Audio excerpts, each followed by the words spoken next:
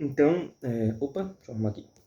Certo, o último vídeo que eu fiz não foi sobre nada sobre a Bíblia, mas foi sobre um negócio de política. Mas agora eu quero falar com vocês algo sobre, eu acho que é importante falar sobre isso, sobre algo que está escrito no livro de Atos. Se você quiser, pausa o vídeo aí e abre. É Atos, capítulo 8, versículo 12. Quando, porém, deram crédito a Filipe, que os evangelizava a respeito do reino de Deus e do nome de Jesus Cristo, iam sendo batizados, tanto homens como as mulheres. O próprio Simão abraçou a fé e, tendo se batizado, acompanhava Filipe de perto, observando extasiado os sinais e grandes milagres praticados. Eu quero enfatizar ali, quando porém deram crédito a Filipe, que os evangelizava a respeito de Cristo, a respeito do reino de Deus e do nome de Jesus Cristo, iam sendo batizados. Seguinte, rapaziada, o que acontece? A gente, como igreja, a gente tem focado muito no fim e esquecido do meio. O meio pelo qual a gente vai evangelizar é simplesmente falando da mensagem do evangelho. É simplesmente falando de quem Jesus é e falando do que ele fez por nós. Entendeu? Se você estiver ouvindo um trem no fundo aí, é porque aqui perto tem um trilho e tá passando trem. Entendeu? E o que acontece? Eu acho que você já deve ter ouvido essa história, mas a palavra evangelho tem um significado muito, muito interessante. Antigamente, na época de Jesus, espera passar o carro. Oxi. Antigamente, na época de Jesus, o que acontecia? O trem não para, mano. De novo, antigamente, na época de Jesus, existiam reinos e esses reinos brigavam entre si. E eles brigavam e, tipo assim, vamos supor que num reino o reinado tá vago e tem dois possíveis reis. Esses reis eles vão brigar entre eles e vão ir para um lugar que vai ter a batalha e eles vão lutar para ver quem vai ficar com o reinado, quem vai ficar com o trono. E quando acontecia isso, acontecia geralmente muito longe da cidade para não afetar a cidade que era do reino. Então os reis brigavam e daí vamos supor que tal rei ganhasse. Esse rei que ganhou, ele tinha os seus aliados no reino. E tinham aqueles que eram aliados do rei que perdeu. Então o que acontecia? Um cara, que o nome desse cara era evangelista, ele geralmente era um cara muito rápido, um cara que corria bastante. Ele saía correndo do lugar onde aconteceu a batalha, porque até o pessoal voltar da batalha demorava muito.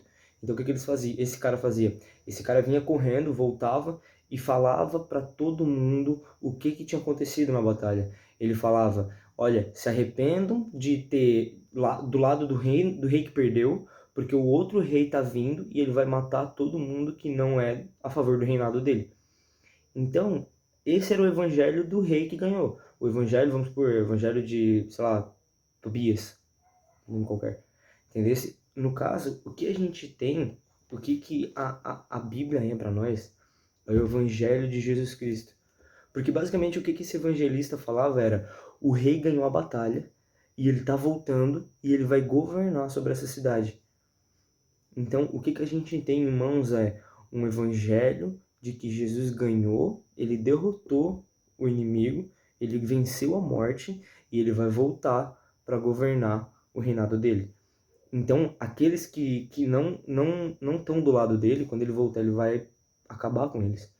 Entendeu? Tem até uma passagem que quando Jesus volta dos 40 dias de jejum, no caso no deserto, quando ele volta, ele lê uma passagem de Isaías 61.